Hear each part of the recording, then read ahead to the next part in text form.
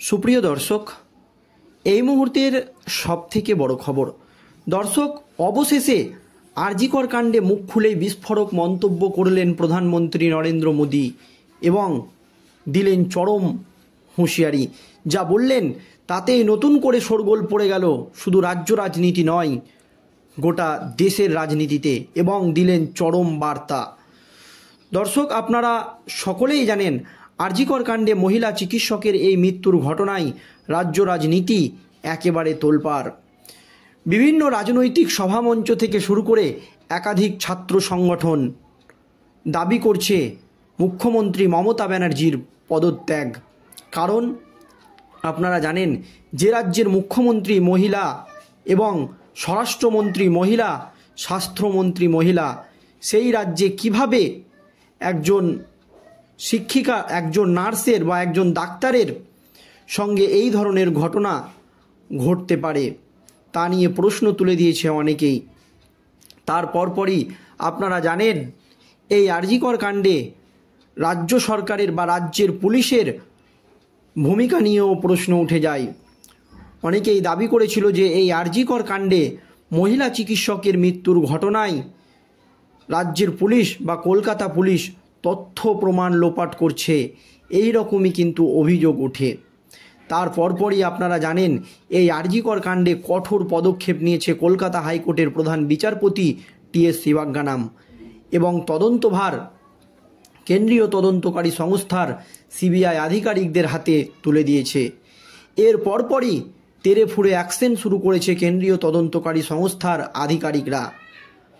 আরজিকরের যে প্রাক্তন অধ্যক্ষ সন্দীপ ঘোষকে একদিনও কলকাতা পুলিশ বা রাজ্যের পুলিশ কিন্তু জেরা করেনি। আর আপনারা দেখতে পাবেন যে এই তদন্তের সমাধান সূত্র বের করতে আরজিকরের অধ্যক্ষকে দিনের পর দিন জেরা করে চলেছে কেন্দ্রীয় তদন্তকারী সংস্থার সিবিআই আধিকারিকরা।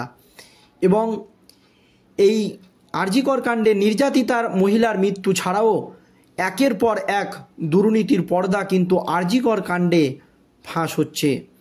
এর পরপরই আপনারা জানেন বাংলায় ভোট পরবর্তী হিংসা থেকে শুরু করে আরজিকর কাণ্ড, বাংলার একাধিক বিজেপি নেতৃত্ব বাংলায় রাষ্ট্রপতি শাসন জারির দাবি করেছে। কেন্দ্রীয় নেতৃত্বর কাছে এই দাবি জানানো হয়েছে। এবং আপনারা জানেন কিছুদিন আগেই তমলুক লোকসভা কেন্দ্রের বিজেপি সাংসদ তথা কলকাতা হাইকোর্টের প্রাক্তন বিচারপতি অভিজিৎ গঙ্গোপাধ্যায়ও বাংলায় ৩৫৬ ধারা প্রয়োগ নিয়ে রাজ্যপালের সঙ্গে বৈঠক করেছেন। এর পরপরই আজ প্রধানমন্ত্রী নরেন্দ্র মোদীর একেবারে চরম হুঁশিয়ারি এবং বার্তা। যা বললেন তাতেই নতুন করে রাজ্য রাজনীতিতে একেবারে শোরগোল পড়ে গেল। কি বার্তা দিয়েছেন প্রধানমন্ত্রী নরেন্দ্র মোদী দেখুন দর্শক। আরজিকর মেডিকেল কলেজে হাসপাতালে তরুণী চিকিৎসককে ধর্ষণ করে খুনের আঁচ পৌঁছেছে দেশের বিভিন্ন প্রান্তে। আপনারা জানেন এই আরজিকর কাণ্ড নিয়ে বিদেশের বিভিন্ন ইউনিভার্সিটি বা কলেজেও আন্দোলন হচ্ছে। ঘটনার অভিঘাতে উত্তাল গোটা দেশ। এই প্রথম গোটা ঘটনা নিয়ে মুখ খুললেন প্রধানমন্ত্রী নরেন্দ্র মোদী। প্রধানমন্ত্রী নরেন্দ্র মোদী মহারাষ্ট্রের জলগাঁয়ে লখপতি এবং লাখপতি দিদিদের উদ্দেশ্যে ভাষণ দেওয়ার সময় বলেছিলেন যে বা যারা মহিলাদের ওপর অত্যাচার করে তাদের কঠোর শাস্তি হওয়া উচিত। তিনি বলেন রাজ্য সরকারের কখনোই অপরাধীদের বাঁচানো উচিত নয়। যারা এই আরজিকর কাণ্ডে দোষী বা দোষীদের সাথে জড়িত তাদের কখনোই কোনো রাজ্য সরকারের বাঁচানো উচিত নয় বলেন প্রধানমন্ত্রী নরেন্দ্র মোদী। এর পরপরই নরেন্দ্র মোদী বলেছেন যে আজ আমি আপনাকে চ্যালেঞ্জ জানাচ্ছি, একদিকে আগের সরকারের 7 দশক ধরুন এবং অন্যদিকে মোদী সরকারের 10 বছর রাখুন। বোনেদের জন্য মোদী সরকার যে পরিমাণ কাজ করেছে স্বাধীনতার পর থেকে কোনো সরকারই তা করেনি বলেন প্রধানমন্ত্রী নরেন্দ্র মোদী।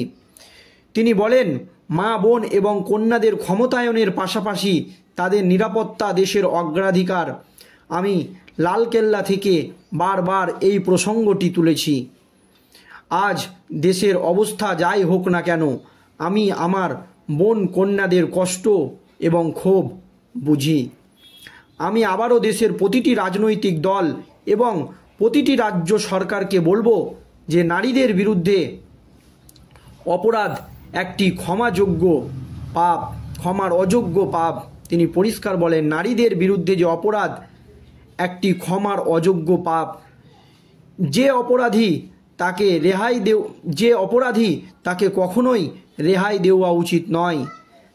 যারা তাকে কোনোভাবে সাহায্য করে তাদেরও রেহাই দেওয়া উচিত নয়।